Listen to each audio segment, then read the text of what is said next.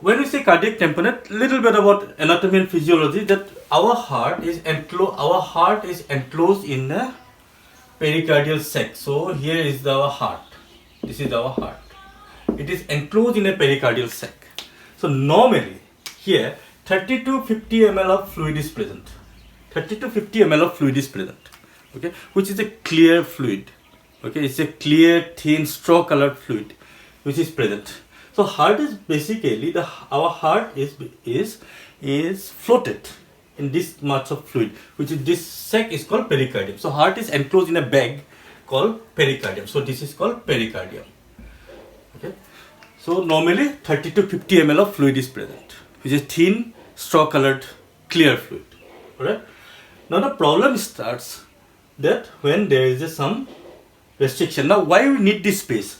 Because of this space the heart can enlarge, means for diastole, systole, relaxation, contraction. So we need this gap, we need this space. Okay. So what happens when there is a accumulation of fluid? Okay. So first question comes about cardiac tamponade is the how much fluid is should be present to produce cardiac tamponade. So it depends on the speed also. So if there is a rapid filling of fluid here, then it can be 200 ml of fluid is enough. 200 ml of fluid is enough if there is rapid filling. But if it is going, if the fluid is developing slowly, progressively, then it requires more than 2000 ml or 2 liters. Okay, this is for slow. So if it is a rapid, 200 ml can also produce tamponade, and if it is slow, then it requires more than 2 liters or 2000 ml to produce cardiac tamponade. So what is cardiac tamponade? Means if there is enough fluid here, in the pericardial sac, so what will happen? It will restrict the heart. It will restrict the heart to enlarge. So heart will not be, so this space will be restricted. This space is now, which is occupied by enough fluid, it will not let the heart relax. So if heart cannot relax, it cannot contract also. Okay, so more it will relax, more it will contract. Okay, so that is the Frank-Starling's law. So we need the heart in a proper adequate space so that heart can enlarge and can take lot volume of blood during diastole, so that it can contract and produce an adequate number of stroke volume. Okay, so what are the clinical features which is most commonly asked? First of all, there will be back striate. Now how do you remember back striate? So many questions will come related to back striate in MCQs and short notes, or it will be asked in Viva. So back striate, you have to remember what you will see. Okay, what you will see. So what you will see here in cardiac tamponade, you will see that because of the heart, it fails to relax. Means heart takes the blood from okay, we make it 4 chamber to make it understand. So heart gets the blood from superior vena cava and inferior vena cava.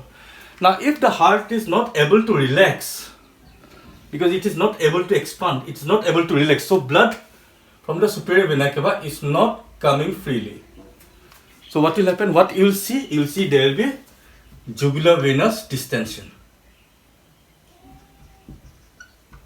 So all the jugular vein will be distended. Okay. Now what you will hear? Okay. So you have seen the jugular venous is what you will hear. So when you put a stethoscope over here, now heart is not able to relax. So heart is not able to contract according to Frank-Starling law. More it has to relax so that blood will come out. Now heart is not able to relax, it is just pumping like this. And plus it is covered with a fluid. A lot of fluid. And when you put a stethoscope, can you hear the heart sounds proper? No, you will feel like as if you are hearing the heart sounds from distant, or that is low heart sounds, the muffled heart sounds. So heart, what you will hear will be decreased heart sounds or muffled heart sounds. What we call muffled heart sounds. Muffled heart sounds. Now what will you do? So normally when a patient comes, what you usually do? We first check the blood pressure. So when you check the blood pressure, what will you get? What will you do? You'll get the decreased blood pressure or hypotension. Okay. So these three things are backstride. What will you see? JVP, jugular venous distension. Then what will you hear? Muffled heart sounds. And when you do the blood pressure, there will be decreased blood pressure, number 3. So these 1, 2, 3 are called backstride. Now why there is decreased blood pressure? Because stroke volume is reduced. Because of inability to relax, decreased venous filling. When there is decreased venous filling, decreased stroke volume. Less blood is coming, so less blood is going out. So stroke volume is reduced. That's why blood pressure is reduced. Though that is hypotension. What else along with this backstride? What else you will find? You will find there is tachycardia. It will be just present exaggerated anemia-like symptoms. Exaggerated anemia-like symptoms. There will be tachycardia, increased heart rate. That will be a compensatory mechanism, just like as I told you, exaggerated anemic-like symptoms. Because heart is pumping, is not able to relax in getting enough blood. So it is, heart is not able to get enough blood, so it is not able to produce enough blood. So cardiac output is low, so there is a compensatory tachycardia. Okay, there will be compensatory tachycardia. Then, very importantly asked in MCQs in exams is pulsus paradoxus. Pulsus paradoxus, which is a typical finding in cardiac tamponade. Now, what is pulsus paradoxus? Now, normally when we inspire, normally during inspiration, what will happen? During inspiration, most of the blood from the, okay, let me draw the heart again. So this is the fourth chamber of heart. Okay, normally what happens when we inspire? So this blood from inferior vena cava, blood from superior vena cava, they are sucked in when we inspire. Okay, so plenty of blood goes to the right ventricle during inspiration. So as a result, what is happening? The interventricular septum, this septum is usually, it bends because of inspiration. Because of when we inspire, there is a negative intrathoracic pressure and plenty of blood is sucked into the right atrium. So it goes to the right ventricle. So normally during inspiration, the right ventricular volume of blood is more than the left ventricle. Okay, and there is a bending of interventricular septum. So as a result, there is less blood is in the, because the space is reduced in left ventricle. So there will be left ventricular blood is, volume of blood is decreased. So decreased stroke volume. So normally in inspiration, our blood pressure decrease, systolic blood pressure decrease, normally in inspiration. Now there is, that is physiologically, okay, and this blood pressure that is decreased, suppose the systolic blood pressure is 120, then normally in inspiration it is reduced, say around 116 mm. There will be slight decrease because of this bending of the interventricular septum. Now what happens in cardiac tamponade? There is already a restriction here because of fluid collection in the pericardial sac. So fluid is, and plus there is inspiration. So there will be, this bending is slightly more exaggerated. So in cardiac tamponade, this bending is slightly more exaggerated. So this reduction of the blood pressure from 120 to 116, it is usually more than 10 millimeter of mercury. More than 10 millimeter of mercury means from 120 normal systolic, it may reduce up to 100, say 6 millimeter of mercury. So what is the difference from normal to how much reduction? Is 14 millimeter of reduction, means more than 10 millimeter of mercury is reduced during inspiration. So when more than 10 millimeter of mercury of pressure is reduced during inspiration, we call that phenomenon as pulsus paradoxus. So pulsus paradoxus is what? Pulsus paradoxus when there is reduction of systolic blood pressure more than 10 millimeter of mercury during inspiration. Pulsus paradoxus, yes, it is found in cardiac tamponade, but it is also found in constrictive pericarditis, which can again produce a confusion. Okay, so what are the clinical features we found in cardiac tamponade? Backstride. Okay, what you see, JVP distension, muffled heart sounds or distant heart sounds or low volume of heart sounds, decreased blood pressure. But one thing you need to know if you want to score good marks, that when there is a JVP distension, okay, you have to know that there will be prominent X descent, prominent X descent, and absent Y descent. Okay, so when there will be not good passive filling of ventricles, this Y will be absent.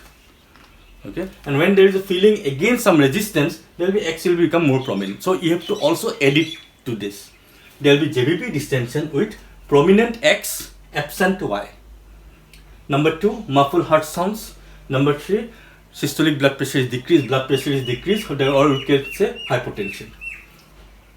Plus, there will be compensatory tachycardia. Now, this tachycardia, which is found in cardiac tamponade, it is must, but it's not necessary that tamponade means tachycardia. Tachycardia can be absent if in the cardiac tamponade is associated with conditions of like uremia or hypothyroidism. Then you will not get tachycardia in cardiac tamponade. That is also asked in Vivas or USMLEs or MCQs regular exams. Okay, so what are the other things? Now, other clinical features are like anemia-like symptoms. Okay, there will be lightheadedness or dizziness. Okay, so what are the other clinical features in cardiac? There will be lightheadedness. Lightheadedness because stroke volume is less, so blood is not reaching enough to the brain, so they may get lightheadedness or dizziness. Shortness of breath will be there. Then along with these things, backstride, pulsus paradoxus, there will be increased respiratory rate, and don't forget, because both superior vena cava and inferior vena cava is not able to empty into the right side of the heart. Okay, like if superior vena cava is getting some resistance, we will get distended jugular veins. But what happens if when the inferior vena cava is not able to empty, then obviously there will be pain, abdomen, typically on right side. That is also a finding of cardiac tamponade. Don't forget that. Pain, abdomen on the right side. Okay, and now what are the causes of cardiac tamponade? Okay, so you need to know that most common causes, there are 3 most common causes. One is neoplastic. What type of neoplastic? Most common neoplastic cause is Hodgkin's lymphoma. Hodgkin's lymphoma, number 1. Then idiopathic pericarditis. Idiopathic pericarditis. Okay, so Hodgkin's lymphoma, idiopathic pericarditis, and renal failure. These are the common causes. Renal failure. Other than that, there can be ruptured myocardial infection, okay, or trauma to the myocardium, and very typically often after surgery. So within 7 days of surgery, often what will happen when there is a heart surgery, there is a tubes are placed. Okay, tubes are placed for drainage. So sometimes there is a blood clot. So when the blood clot is present over the tube of the chest tubes, then blood may not come out freely because of the clot, and it can collect in the pericardium. Okay, and it can cause cardiac tamponade. So cardiac tamponade don't actually depends on the amount of blood or amount of fluid collect in the pericardium. It depends on how rapid it is. If it is rapid, then 200 ml is sufficient to cause tamponade. And if it is slow, then it needs at least 2000 ml to cause cardiac tamponade. So this is the emergency procedure, which can because of rupture to the heart or rupture to the pericardial sac, but it needs drainage. You have to remove the fluid as soon as you can, so that heart can pump again normally and like before. Okay.